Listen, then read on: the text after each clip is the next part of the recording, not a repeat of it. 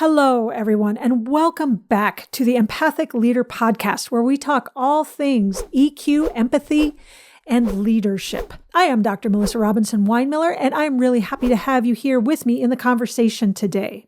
Please remember to like, subscribe, and comment, because that's how we get this conversation out to more people. And if you're passionate about this subject like I am, then you want to have as many people in on this conversation as you possibly can, because you believe this isn't just important for leadership, this is important for everybody. So today, I want to take a little time and talk about self-empathy.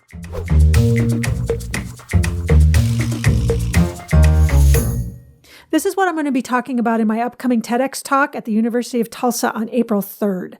And I think it's probably the most important kind of empathy there is, truly, because if we can't have empathy for ourselves, we can't have it for anybody else.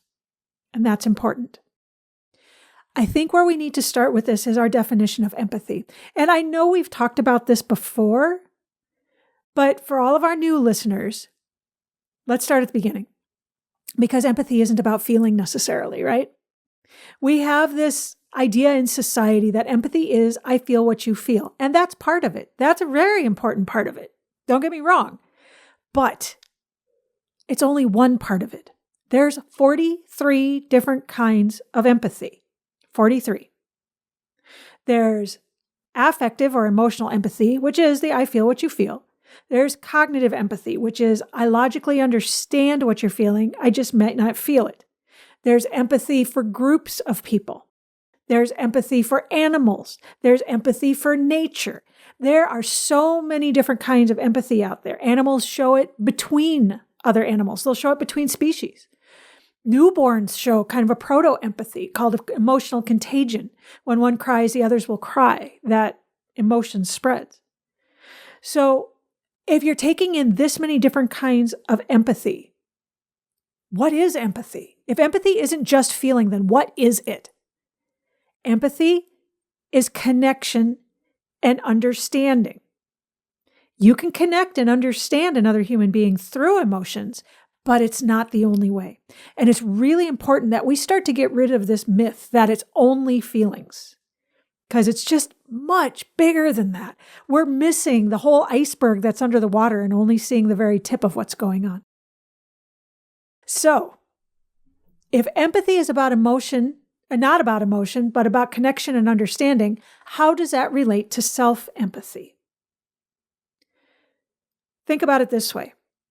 If empathy were just about feeling, then self-empathy would be about knowing what you're feeling, which most of us already do. We may not know why we feel that way. We may not understand why feelings are bubbling to the surface, but we know what we're feeling. We know if we're feeling sad or we're feeling scared or we're feeling happy or anything else in between. We know what we're feeling. But connecting and understanding yourself, that's a whole different ballgame. So let's start there. If the definition of empathy is connection and understanding between individuals, between groups, between species, then self-empathy is connection and understanding with yourself, which is just really hard to do. It's one of the reasons that I start there with most leaders, because if they can't connect with and understand themselves, they cannot connect with and understand their people. So how do you start building self-empathy? It takes work. It takes daily work. And where you start, step one, is self-reflection. When you do self-reflection, you need to be sure you go about it as critical, not caring, right? You're like a computer. You're taking in data. You're understanding what you're doing. You're actually saying, I am doing this. Oh, when this person triggers me, I tend to respond like this. Oh, well, yeah, I did this and it left me feeling kind of Whatever it is, you're just reflecting, like a mirror, right? If you're looking in a mirror and it's reflecting back at you, that mirror has no emotion about what's going on. I say this because there's a lot of us, when we start with self-reflection, we immediately go down the rabbit hole of judgment and shame. I shouldn't have done that. What's so wrong with me? I know better than to do that. How did I let this happen? All of that. I do too. So we have to remember in self-reflection, we are a mirror. We are reflecting back, but without emotion. Now, if you get into your self-reflection, and if it's deeper and heavier and nastier than what you thought, and you need help, that's okay.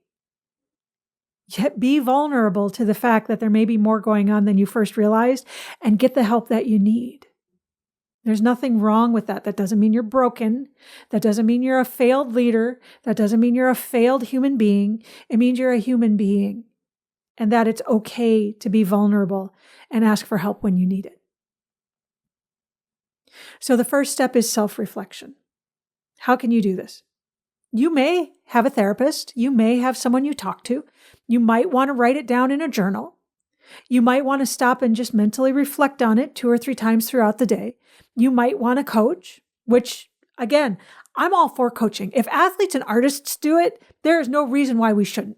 The only thing I would say is make sure you pick the right coach for you, because we are all different and we all need different things from our coaches. And not all coaches are made equal. Good thing, right? Because we're all very different and we all need different things. So isn't it good that there's coaches out there for all of us? But you need to have some kind of outside input, whether that's from yourself through a journal or an audio file or something like that, or whether it's from another person, a mentor, someone who will give you the truth. Either way. Now, if we're doing self-reflection right, that leads to self-awareness. Now, you're not only seeing what you're doing through your own eyes without emotion, but you're aware of the impact that that has on yourself and other people. In my experience, when people really lack self-awareness, usually because they don't do any self-reflection, they tend to do things to numb any feelings that come up because they don't want to deal with it. And numbing can be a lot of different things. It's not always the food, drugs, sex, alcohol, right? It could be binge watching Netflix until your eyes cross. It could be throwing yourself into your work. You know, the leaders that work 120-hour weeks, they may be trying to not feel something. It's possible. Food, drugs, sex, alcohol does figure into it. There's a lot of leaders that I've seen that instead of practicing self-awareness, end up numbing. Alcohol is quick and easy. It's available. So is food. So is sex. So is gambling. If you've noticed that you're doing stuff like that, or even just really throwing yourself into your partner, or throwing yourself into your kids, or throwing yourself into, doing anything that you can do so that you don't have to feel the feelings, then that's a signal. Something's not right here. We all numb sometimes. It's okay. Sometimes we just need to disconnect a little bit. I've, gone on a Netflix binge for a whole weekend just so I don't have to think about work. It's okay to numb once in a while as long as you try and be relatively healthy about it. It's not okay when you do it all the time so you don't have to feel the feelings at all. That signifies a big problem. So your first step is self-reflection, without self-judgment, without shame, without emotion. Your second step is self-awareness, which is where you actually are starting to be aware of how what you're doing is affecting you and affecting others. And same thing, self-judgment and shame aren't part of this. You're aware of what's going on. Think of it like AI, right? Or the way we think AI might be someday. Because in the beginning, it's collecting data. It's bringing it in, it's pulling it from the web, it's grabbing it from big places to be able to crunch and mimic and do what it needs to do. People have this idea that eventually it will become self-aware. We're not there yet that I know of. Maybe somebody knows something I don't, but we're not at Skynet yet, right? From the Terminator movies, it's not self-aware yet. That's the difference between humans and AI. But if you want to think about the difference between reflection and awareness, that's kind of what it is. After you're aware, after you can understand what's happening, now you can start putting self-empathy in place. You're understanding why you're doing what you're doing. And you can now begin to connect with yourself. Yeah, what I did maybe wasn't the coolest. Maybe I shouldn't have snapped at that person in that meeting for no reason at all, just because they trigger me every time they breathe. Maybe I need to be aware and actually fix this. Maybe as a leader, I need to be aware of how me just scurrying in and out of my office every day without talking to anybody makes others feel unvalued and like they're not bringing anything to the table. Maybe as a director, I need to be aware of the fact when I have that one person that comes and sits in my office every day for hours, it makes everybody else feel kind of left out and neglected and like they are not as cool. I know as a director that person just tends to come in and do that. I wouldn't consider us buddies, but I'm aware of how it looks to everybody else. That awareness component is key to be able to show yourself self-empathy. Yeah, okay, I let that person come into my office and I let them take that much time.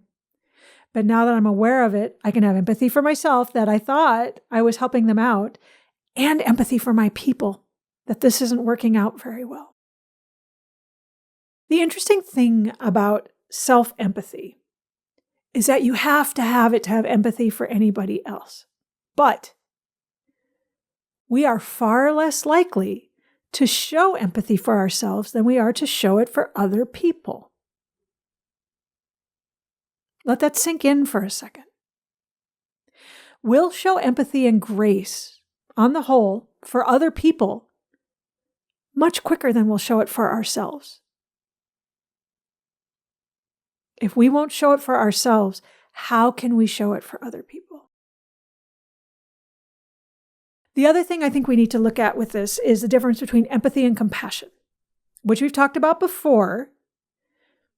But for my new listeners, when we feel empathy, affective or emotional empathy for another human being, usually it'll create a feeling of discomfort in us, especially when we're dealing with the dark stuff, the heavy stuff, depression, grief, despair, that sort of thing. We pull empathy out like a first aid kit when things are bad. Now, my listeners are smart enough to know that empathy actually works on the full spectrum of human feelings. But for our purposes now, we're talking about the dark feelings that happen when you feel emotional empathy. Usually as a response, you feel some kind of feeling of discomfort. And when that happens, often we want to take some action. We want to help. Empathy is passive. You don't do anything. You don't take responsibility for it. You don't judge anybody. You don't try to fix anything. You don't do anything. But then when you do take action to try and help, that action is called compassion. Empathy is what you feel. Compassion is what you do. Understand as I'm saying this is not my opinion. This is what the research holds. People mix up empathy, sympathy, and compassion all the time. And that's fine. But our job is to set the record and the definition straight so that we can really do this to its fullest extent. Empathy leads to compassion. So therefore, self-empathy leads to self-compassion, which means now we're taking the actions to make ourselves the best version of ourselves that we could be. Version 2.0, 3.0, 4.0, whatever.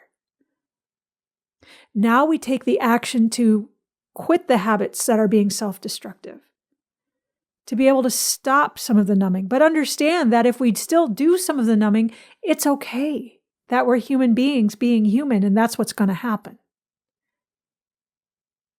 We can take the action to step into whatever the best version of ourselves are going to be as a leader, as a human, as a member of society, as a member of the human race. But you've got to have all three steps. First is self-reflection, then is self-awareness, then is self-empathy. So now you have self-empathy. What do you do with it? By starting to understand yourself, you can start to understand other people. Let's go back to our definition of affective or emotional empathy, which is I feel what you feel. Now, when somebody else feels something, you're connected to yourself and you already understand what that is. Or you can look at them and say, I don't really understand what that feels like, but I can understand at least as far as I can. I was working with a female doctor not that long ago, and I actually bring this up in my book. And she was from Pakistan. Well, is. I was working with her. She is still present tense. She's from Pakistan. She's a female doctor at a facility in the Midwest. And we didn't necessarily have a lot in common. Not because we didn't want to, just because we didn't. We came from two very different worlds. And she was having trouble with people stereotyping her, which, if you want to know more, go back to my episode on stereotyping. But stereotyping her because of the way she looked and her accent and her gender. And that's got to be hard. Some of her patients weren't necessarily treating her very nice because of these things. And to her point, I do know what it is to be a professional woman, but I don't know what it is to be in a foreign country and to be treated in a certain way because of my looks. I can't. I don't have that experience. But I do know what it is to be the one on the outside, to be the person who's maybe not listened to because I'm a woman, because I'm a little bit older, because I'm a little on the short side, because I don't necessarily look like people expect me to look. And I couldn't feel her feelings other than to feel her frustration. I could feel she had a lot of frustration. But I could logically get a hold of how frustrating it must be and why. And so her and I were able to understand and connect on that level. It's kind of ironic because her higher-ups brought me in to be able to coach her because they thought she was the problem, when in reality, she was reflecting back the problem. She was a reflection of how she was being treated.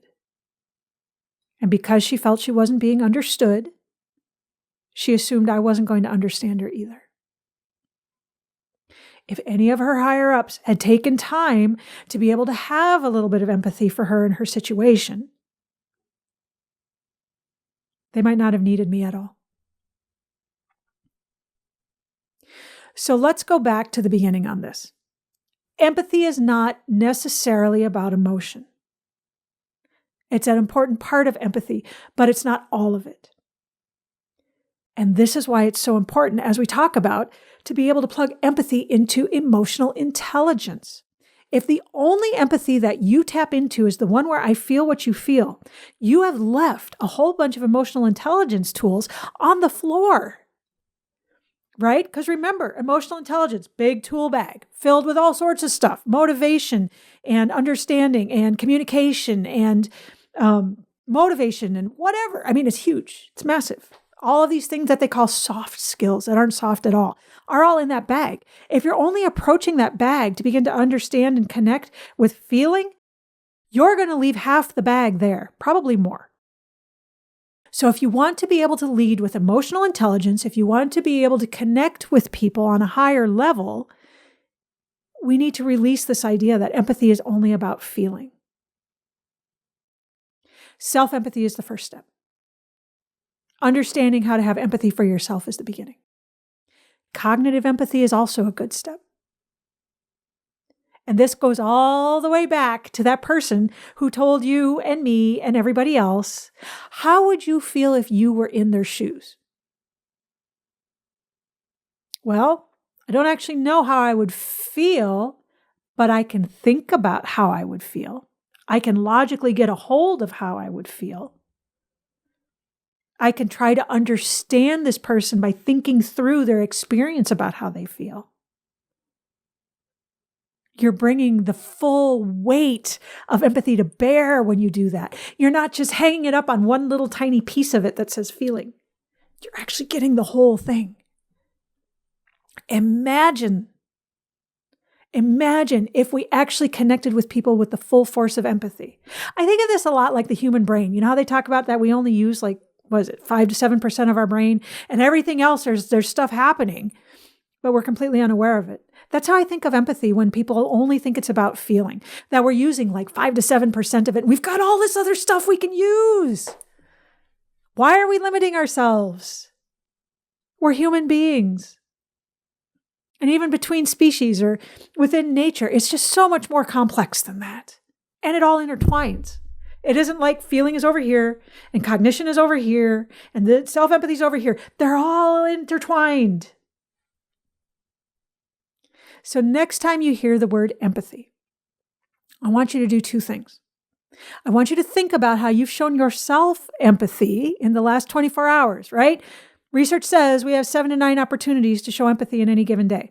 So which ones of those are you showing empathy to you? The second thing is to remember that this is just much bigger than we're allowing it to be. We've simplified it, and that's kind of a shame because there's a whole lot more there. Dr. Melissa Robinson-Winemiller here. Thank you for joining me. Please like, subscribe, and comment. And I look forward to seeing you again next week on the next episode of The Empathic Leader.